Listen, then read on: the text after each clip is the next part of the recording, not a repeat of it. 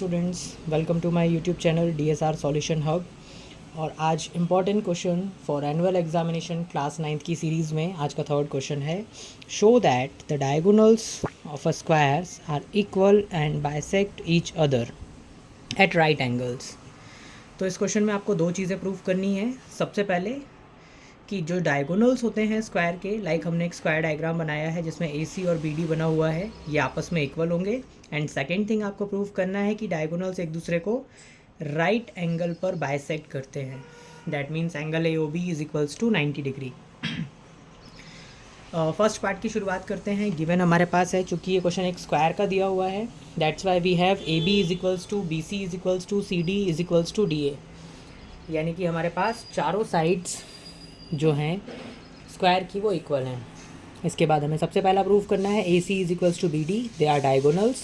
और second, angle AOB is equals to angle BOC is 90 डिग्री। Angle AOB is equals to angle BOC और ये दोनों ही 90 degree हैं, ये हमें प्रूव करना है। फर्स्ट पार्ट का सॉल्यूशन स्टार्ट करते हैं। In triangle ABC and triangle DBC, ABC ये ट्राइंगल और DBC ये ट्राइंगल, इन दोनों ट्राइंगल्स में हम सबसे पहले लिखेंगे AB is equals to DC। AB is equals to DC। क्यों? क्योंकि हमें पता है कि all four sides of a squares are equal. Second thing हम लिखने वाले हैं BC is equals to BC, that is the common base for both the triangles, so common side हम यहाँ पर लिख लेंगे। और last one is triangle angle ABC is equals to angle DCB। Angle ABC this angle is equals to angle DCB this angle. ये दोनों angle जो हैं ये आपस में बराबर होंगे। क्यों? क्योंकि ये स्क्वायर के एंगल्स हैं और both 90 degree due to the property of square. दो ट्राइंगल्स के तीन कंपोनेंट को अगर हम इक्वल प्रूव कर देते हैं तो वो ट्राइंगल कॉन्ग्रुएंट हो जाते हैं। सो हमारा ट्राइंगल ABC कॉन्ग्रुएंट होगा ट्राइंगल DBC के by the congruent property of SAS। इसके बाद जब हम दो ट्राइंगल्स को कॉन्ग्रुएंट प्रूव कर लेते हैं तो हम लिख सकते हैं AC is equals to DB, they are the diagonals and they are equal by CPCT corresponding parts of congruent triangles. So ये आपका फर्स्ट पार्ट फिनिश हो जाता है। इसी क्वेश्चन के सेकेंड पार्ट में हमें प्रूव करना है कि हमारे जो डायगोनल्स हैं वो राइट एंगल पर बाइसेक्ट करते हैं। तो इसके लिए हम दो ट्राइंगल्स पिक करेंगे जिसका नाम है AOB फर्स्ट ट्राइंगल और BOC second triangle. So in triangle AOB and BOC, इन दोनों ट्राइंगल्स में सबसे पहले हम बताएंगे AB is equals to BC। AB जो साइड है हमारे पास वो BC के इक्वल है, रीज़न साइड्स ऑफ स्क्वायर है।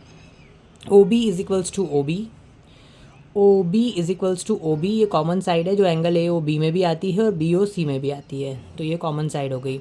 And third thing, angle ABO, angle ABO मतलब ये आधा एंगल इज इक्वल होगा एंगल CBO के, एंगल CBO इस वाले हाफ के।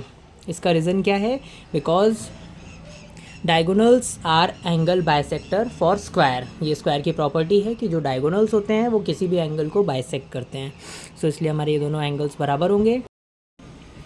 अगेन हमने दो साइड्स और एक एंगल को इक्वल बता दिया है।